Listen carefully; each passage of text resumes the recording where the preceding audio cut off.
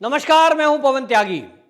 सचिन वजय मुंबई का गुनाहगार, उसको एनआईए कोर्ट से बड़ा झटका लगा है और यह झटका है रिमांड को लेकर। आपको बताएं, सचिन वजय जो है वो 14 मार्च से 25 मार्च तक एनआईए की गिरफ्त में था और उसको रिमांड पे लिया गया था। लेकिन उसने लाख छूटने की साजिश करी। सचिन वजय के वकीलों ने दलील दी कि साहब ये तो जो है इंडिविजुअल के खिलाफ ये था, ये समाज के खिलाफ नहीं है और यूएपीए धारा लगाई गई है, गलत है। लेकिन कोर्ट ने किसी भी दलील को नहीं सुना और एनआईए की दलीलों को सही मानते हुए और एनआईए के द्वारा प्रस्तुत किए गए साक्ष्यों के आधार पर एनआईए ने 15 दिन की रिमांड मांगी थी, लेकिन 10 दिन की रिमांड एनआईए की स्वीकार कर ली। और अब 3 अप्रैल तक सचिन वजय, जो कि महाराष्ट्र की पुलिस में सीआईयू का हेड था, वो अब एनआईए की गिरफ्त में रहेगा। आपको बताएं कि एनआईए एक प्रोफेशनल तरीके से सारे केस की जांच कर रही है और ये जो सचिन वजय है ये यूं बहुत तेज तर्रार अपने को बनता है और ये मुंबई की पुलिस में रहा है, उगाही करने में मास्टरमाइंड। और उगाही करने के लिए इसने कई व्यापारियों को इस तरह से अपने शिकंजे में कसा और अब की बार मुकेश अंबानी तक ये पहुंच गया। तब एनआईए की गिरफ्त में अब ये आया है, बोल नहीं रहा है, ना एनआईए को कोई ये सहयोग कर रहा है। और इसलिए एनआईए भी अब ऐसे जान चुकी है कि ये एक पूरा घाघ व्यक्ति है जो पुलिस डिपार्टमेंट में रहते हुए कानून से पूरा खेलना जान गया है और किस तरह से इसने मनसुख हिरेन की हत्या में अपने आप को बचाने के लिए कितनी गाड़ियां यूज की, किस तरह से ड्राइवरों का यूज किया, किस तरह सबूत मिटाए, सीसीटीवी फुटेज गायब कर दी और सारे कारनामे करने के बाद विचार किया कि मैं तो बच जाऊंगा, सारा आरोप मनसुख हिरेन पे आ जाएगा और केस क्लोज हो जाएगा। लेकिन हुई है वही जो राम रचि राखा। इसका पाप का घड़ा भर चुका था और जितने नेता इसके पीछे हैं अभी उनका भी खुलासा होना बाकी है। आपको बताएं, ये सारा केस जो चल रहा है ये शह और मात का खेल ये नेता लोग खेल रहे हैं पुलिस के जरिए। आप लोग जो ये सोच रहे होंगे कि ये जो पुलिस कमिश्नर मुंबई का था परमवीर सिंह, ये गृह मंत्री पर आरोप लगा रहा है, इसके पीछे भी एक सोची समझी रणनीति है। आपको बताएं कि जिस दिन ये केस खुला था सचिन वजय वाला, सबसे पहले ये बात निकल करके सामने आई थी कि सचिन वजय कौन? सचिन वजय वो व्यक्ति है जो शिवसेना का प्रवक्ता रहा है। शिवसेना का प्रवक्ता उद्धव ठाकरे ने नौकरी पे लगवाया, परमवीर सिंह ने रिकमेंड किया, लेकिन परमवीर सिंह को भी किसने कहा? तो शिवसेना ने कहा।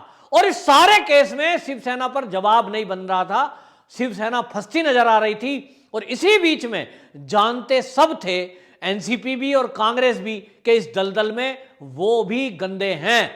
और इसलिए एनसीपी ने तुरंत फुरत में एक प्लान बनाया कि हम ये जो सरकार चल रही है महाविकास आघाड़ी, इससे समर्थन की घोषणा कर देंगे और ये कहेंगे साहब शिवसेना के नेता इसमें फंसे हुए हैं और वजह को जो है इन्होंने नौकरी पर रखा था, जो कि 16 साल सस्पेंड रहा, इसने गलत काम करा और इसलिए हम गलत के साथ नहीं हैं। बचने की साजिश कर रहे होंगे, तभी आपको बताऊं कि वो यूज किया गया परमवीर सिंह को और परमवीर सिंह ने आरोप लगा दिया गृह मंत्री पर। अब गृह मंत्री पर आरोप लगा दिया तो अब गृह मंत्री एनसीपी का है, तो अब एनसीपी अगर समर्थन वापस लेती है तो बदनाम तो हो चुकी। दूसरा, एनसीपी फंस गई तो अब शिवसेना और एनसीपी एक दूसरे के साथ हो गए, भाई तू मुझे बचा मैं तुझे बचाऊं। बची कांग्रेस, तो कांग्रेस भी इस घपले और घोटाले से अछूती नहीं है, क्योंकि अब देश की जनता, महाराष्ट्र की जनता ये पूछ रही है कि आप तीनों दलों ने मिलकर जो ये सरकार बनाई थी, क्या ये वसूली करके, आम जनता का मर्डर करके, व्यापारियों को ब्लैकमेल करके पैसे कमाने के लिए बनाई थी? ये जवाब देना पड़ेगा और इस जवाब से बचते घूम रहे हैं तीनों दलों के नेता। आरोप कहां लगा रहे हैं? कह रहे साहब ये जो परमवीर है ना, ये तो बीजेपी का आदमी है, बीजेपी वालों के कहने पे ऐसा कर रहा है। तो भाई अगर बीजेपी के कहने पे ऐसा कर रहा है तो जो पूर्व मुख्यमंत्री हैं और बीजेपी के नेता हैं देवेंद्र फडणवीस, उन्होंने तो खुल के कहा है कि भाई इसे गिरफ्तार करो, इसका नार्को टेस्ट कराओ और रिपोर्ट सार्वजनिक करो, खुल के सामने आ जाएगा किसका आदमी है। लेकिन आपको एक बात बता रहा हूं, एनआईए इस बात की गंभीरता को समझती है कि मामला कितना गंभीर है। ये छोटा मोटा मामला नहीं है कि मुकेश अंबानी को डरा धमकाकर कुछ 100 करोड़ रुपए ले लिए। ये पूरा बड़ा मैटर है और इसीलिए एनआईए फूक फूक कर कदम रख रही है। पूरी जांच उसकी वैज्ञानिक तरीके से की जा रही है। आपको बताएं कि जो गाड़ियां सचिन वजह से बरामद हुई हैं, एक के बाद एक के बाद एक 6 गाड़ी अब तक बरामद हो चुकी हैं, जिसमें 1-1 करोड़ की भी गाड़ी है। उनकी फोरेंसिक जांच हो रही है और फोरेंसिक जांच में आपको बताएं कि एक हाई प्रोफाइल जांच गाड़ियों की या ऑब्जेक्ट की होती है, उसको बोलते हैं डीएनए प्रोफाइलिंग। डीएनए प्रोफाइलिंग की जा रही है उन गाड़ी की, उससे यह पता लगता है साइंटिफिक वे में कि कौन व्यक्ति कब कब इस गाड़ी में बैठा, उनका डीएनए क्या था। यानी कपड़ों के रेशों से यह सब पता लगा जा सकता है और इसलिए वो एक्सपर्ट की तरह से फोरेंसिक टीम सारी लगी हुई है ताकि कोर्ट में जब एविडेंस प्रस्तुत करने पड़े तो वैज्ञानिक तथ्य जो है उसकी काट नहीं होती। सचिन वजह और जितने भी नेता उसके पीछे हैं, ये कोई भी उगलने वाला नहीं है। आपको बताऊं, सचिन वजह से बात उगलवाना इतना आसान नहीं है। उसको पता है, पुलिस में रहा है, मारपीट कर नहीं सकते, वो जानता है। वो ये भी जानता है कि कोर्ट में जब उसको एनआईए प्रस्तुत करेगी तो जैसे उसने अब कह दिया भोला भाला बन के कि साहब मुझे तो मोहरा बनाया जा रहा है, मेरे पीछे तो कोई और है, मैं तो इसमें था ही नहीं, आदि आदि। वो पैसे की बात कबूल सकता है, लेकिन वो मुकेश अंबानी के घर के बाहर उसकी हत्या की साजिश की जा रही थी, ये कभी नहीं कबूलेगा। और वो जानता है कि एनआईए जब उसे कोर्ट में प्रस्तुत करेगी तो कोर्ट के सामने वो मुकर जाएगा और कोर्ट में तो सालों साल मुकदमा चलता है, फिर ऊपर चलेगा, फिर सुप्रीम कोर्ट चलेगा और वो इन्हीं कानूनी पेचीदगियों का लाभ उठाकर उसने अरबों खरबों रुपए कमा रखे हैं। वकीलों की फीस देता रहेगा, जिंदगी भर केस लड़ता रहेगा।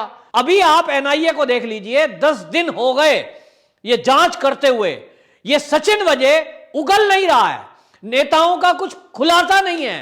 कह रहे हैं बड़े बड़े लोग पीछे हैं। कौन है बड़े लोग? सचिन वजह कह रहा है मैं एक मोहरा हूं, तो कौन है उसका हेड? कैसे पता लगेगा? और सचिन वजह जैसे आतंकवादियों को, ये आतंकवादी है, ये पुलिस में नहीं है, जो आतंक पैदा कर दे और वसूली कर रहा हो, इसको उठाओ और नार्को टेस्ट करो, कुछ घंटों में रिजल्ट सामने आ जाएगा, चुटकियों में। जो अपने को कानून के बड़े पेचीदगी और उलझाने वाले समझते हो, उन 30 मार्खाओं के लिए भी ये बना है। और मानव अधिकार की बातें ऐसे टाइम पे और ऐसे लोगों के साथ करना बेमानी है। नार्को टेस्ट करो, नार्को टेस्ट में जो नाम सामने आए, कौन कौन उसके आका हैं, लाओ उनको भी। परमबीर का भी नार्को टेस्ट करो और एकदम खुलासा हो जाएगा कि परमबीर ने किसके कहने से वो लेटर लिखा, किसके कहने से वो कोर्ट जा रहा है, कौन है उसके पीछे, ये सब खुलासा हो सकता है। लेकिन हमारा देश है, यहां राजनीति है, तो राजनीति में लटकाए जाओ मामलों को और ब्लैकमेलिंग करते जाओ। पता नहीं नेता भी क्या कर रहे हैं। तो इस सारे मामले में जनता पिस रही है, जनता देख रही है कि टकटकी लगाए कि इस मामले में क्या होगा। इतना गंभीर मामला कि एक देश के बड़े उद्योगपति को हत्या करने की साजिश की गई हो। अब सचिन वजह के वकील कह रहे हैं कि साहब वो डिटोनेटर तो था ही नहीं, छड़े थी जिलेटिन की, लेकिन उसको जोड़ने के लिए और विस्फोट करने के लिए डिटोनेटर तो था ही नहीं। मतलब डिटोनेटर था नहीं, अरे तो डिटोनेटर भी कहीं होगा, वो सचिन वजह बताएगा कहां है, वो तो बता नहीं रहा। तो आप पूछ के बता दो, जिलेटिन की छड़े रखी गई और डिटोनेटर था नहीं, तो धमका किसको रहे थे? ये मूर्ख बनाना छोड़ें और ऐसे लोगों का सीधा सीधा नार्को टेस्ट करो। मनसुख हिरेन को अभी तक न्याय नहीं मिला और उसकी हत्या में ये सचिन वजह शामिल है। ये कई सारे उदाहरण और ये देवेंद्र फडणवीस ने उदाहरण देते हुए, सबूत देते हुए पेश किया है। कौन रगड़े खाएगा, कौन धक्के खाएगा, कौन न्याय की प्रक्रिया में रहेगा, ये हमने देखा है। लेकिन आपको बताएं कि ये कानून और न्याय प्रक्रिया जो आज देश में देखने को मिल रही है, लोग आक्रोशित हैं कि बड़े बड़े लीडर करोड़ों का भ्रष्टाचार करें, टैक्स पेयर का पैसा हजम कर जाएं, आम जनता की गाड़ी कमाई खा जाएं, उनका बाल बांका नहीं होता। एक शब्द कह के सारे नेता बच जाते हैं। हमारे ऊपर बदले की कार्रवाई कर रही है सरकार। अगर बीजेपी वालों की बात होगी तो कांग्रेस यही वर्ड इस्तेमाल करेगी और कांग्रेस की सरकार होगी तो बीजेपी यही इस्तेमाल। मतलब हद हो गई है। किसी नेता का कोई खुलासा आज तक होता नहीं। इक्का दुक्का नेता कुछ जेल में गए हैं। अब मोदी सरकार आई है तो लोगों को उम्मीद बंधी है, लेकिन मोदी जी के शासन में भी अगर महाराष्ट्र के बड़े घोटालेबाज बच गए तो जनता को न्याय की उम्मीद नहीं रहेगी, सबका मनोबल टूट जाएगा।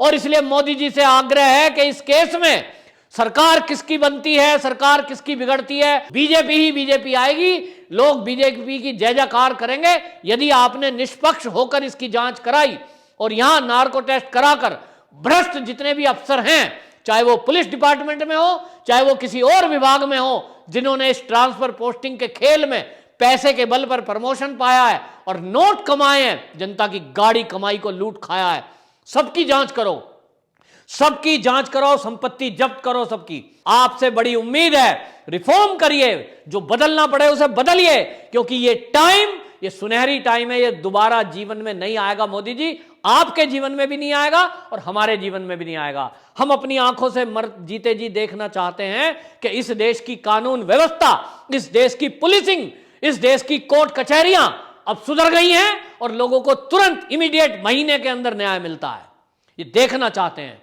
तो मोदी जी दिखाइए जरा और हमें बताइए कि सत्ता परिवर्तन हुआ है, वरना पहले जैसे शासन चलते रहे हैं कि सालों साल कोर्ट केस, नतीजा निल। ये अब देश की जनता सुनना नहीं चाहती। वंदे मातरम।